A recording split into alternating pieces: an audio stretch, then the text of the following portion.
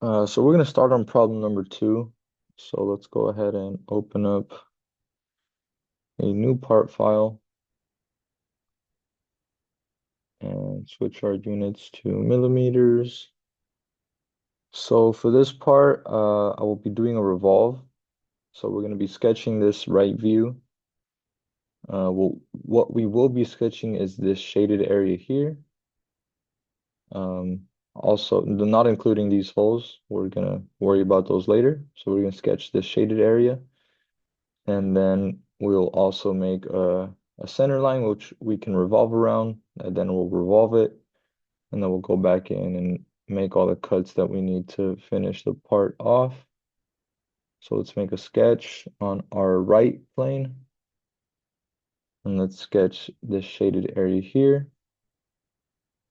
So let's start with a line in the vertical direction. I need to figure out what this diameter is, or radius. It's given to us as a diameter of 28, so our radius here is 14 units. So I'm going to go ahead and make a line that is 14 units long, and I'll use this endpoint as the start of my new line from here. Let's see, we'll go up. So we need to go in the vertical direction. To get this distance would be half of 134 minus the distance that we already moved. So let's do 134 divided by 2 is 67 minus the 14 gives us 53. So this line will be 53 units long. And let's move over to this line. So we are 38 units wide. So this line needs to be horizontal and 38 units wide. Now let's move down. We need to find this distance here, which would be half of 134 minus half of this diameter. We know that diameter is 96. So we'll do some math again. 134 divided by 2 gives us 67 minus the 96 divided by 2 is 19. So this from here to here, we have 19 units.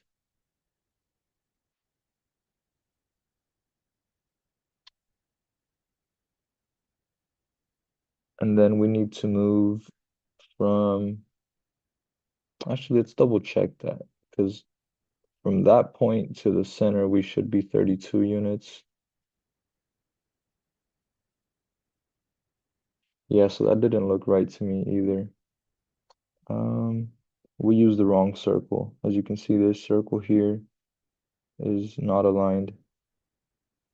I uh, I thought this circle was this hole that they cut out. It's not correct.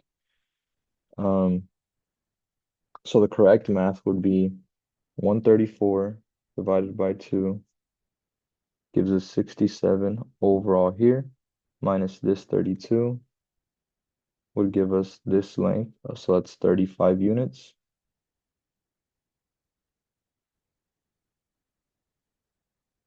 We'll go ahead and use or make this line 35 units. And for the lecture or for the recordings of these parts, I decided to leave some of the errors in. I think it's good for the students to see what are some common mistakes and how to correct them. So, here occasionally we're gonna make some mistakes, but I'll also go over, why that mistake was made and how to correct it.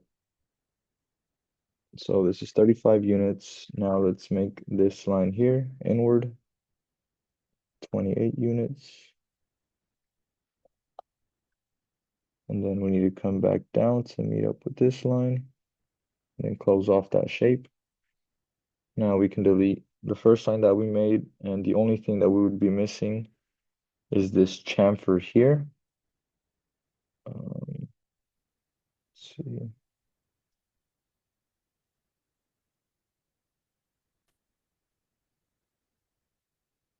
So the last thing we need to do here on this sketch is make this chamfer. So this is a distance angle chamfer.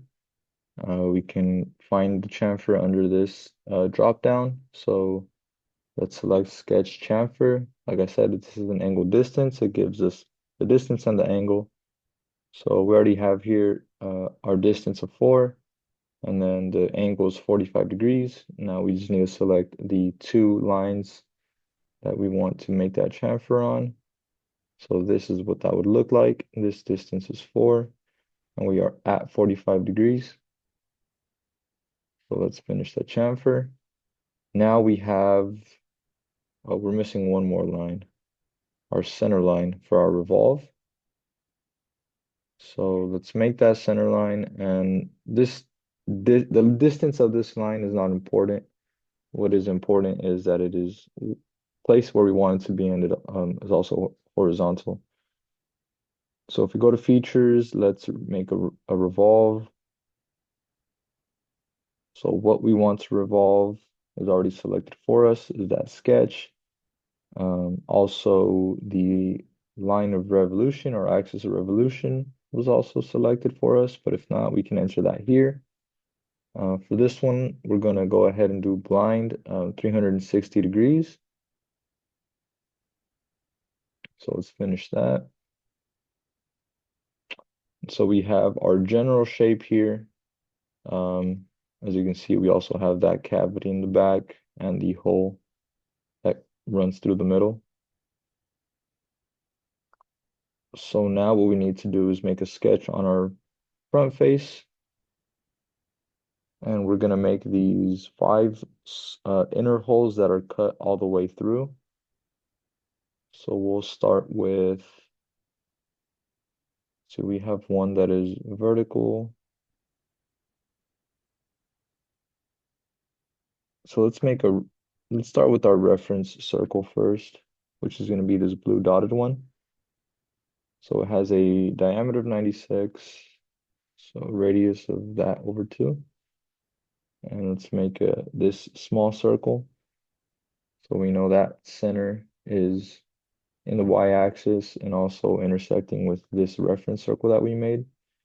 Now, this drawing tells us that the part of this hole that is cut all the way through is 12 units in diameter, so that it's going to be 6 units in radius. And then we can make this next one by doing a circular sketch pattern of the original. So we want to revolve around this point. We just want 2 items total, and the distance between them is given by this angle of 60 degrees here. So let's use that, 60 degrees, and the entities that we want to pattern is going to be this circle here. So it's nice that it provides us this angle here, so we know this is correct. And again, these are radius 6. The reason I say that is because these next 3 holes are not of the same radius. They are of radius 7. So let's make a line that intersects this circle. So this line is 48 units long. And let's give it an angle to put us at, see right now this is 90. So if we add 90 plus 30 would give us this point here. 90 plus 30 is 120. So at this intersection or at this endpoint of this line that marks the center of this circle. So we'll make that first one.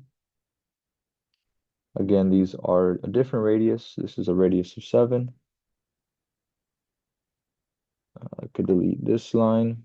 What I will do is now I'll use my the same thing I did before, the circular sketch pattern. I want to pattern this. I'll do one at a time since they are at different angles from this original. You know, this one is 75 degrees in the counterclockwise direction. And this one is going to be 30 plus 60 plus 45 in the clockwise direction. So let's do two for now.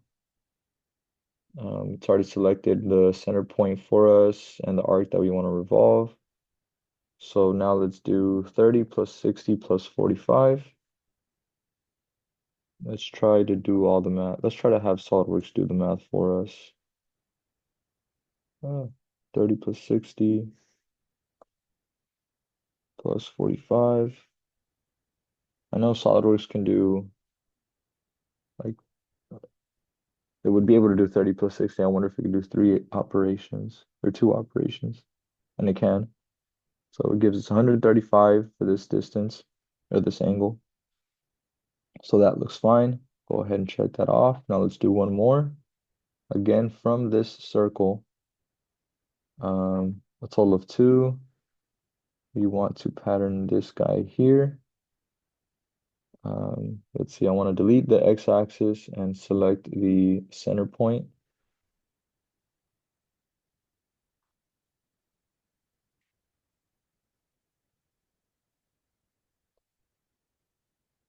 Oh, I see my mistake. I selected a linear sketch pattern instead of a circular sketch pattern.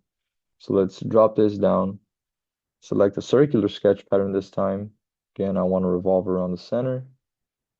The item that I want to revolve is this guy here. I'll do two again.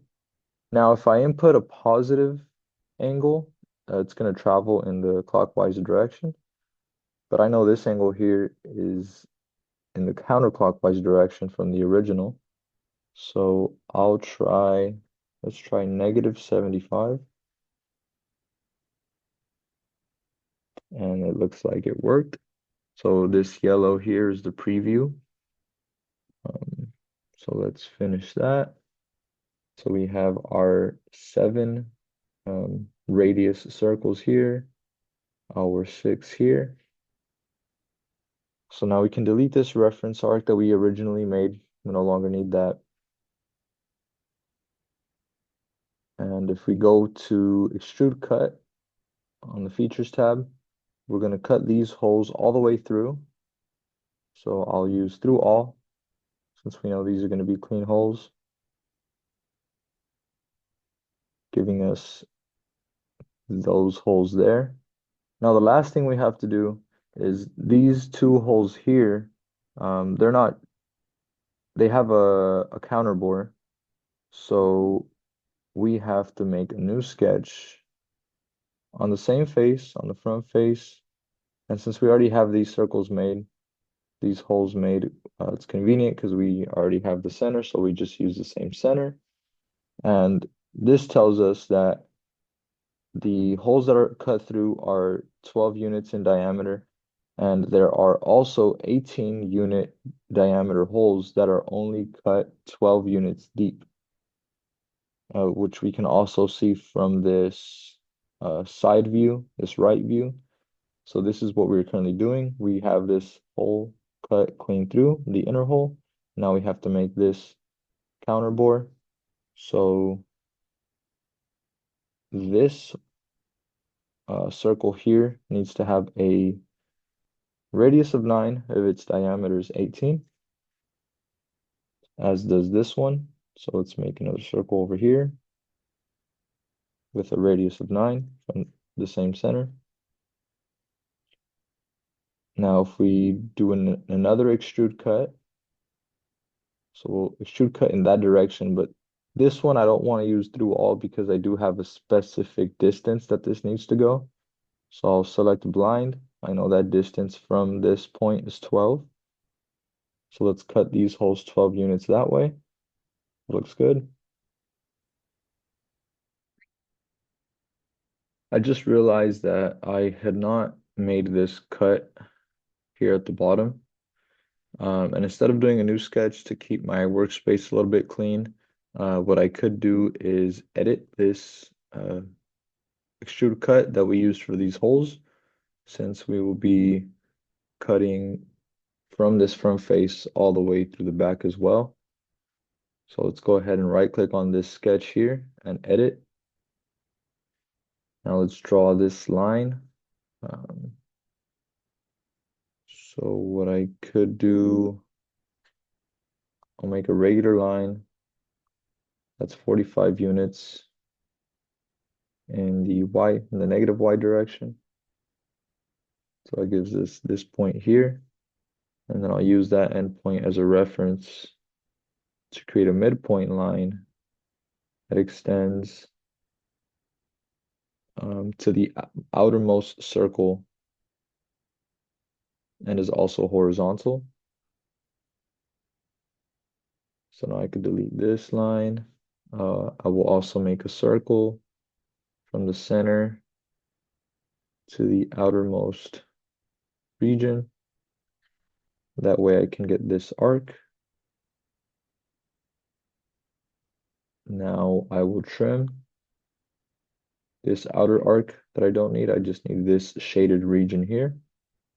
I'll hopefully, whenever I leave this or I exit this sketch, everything works out fine, which it looks like it has.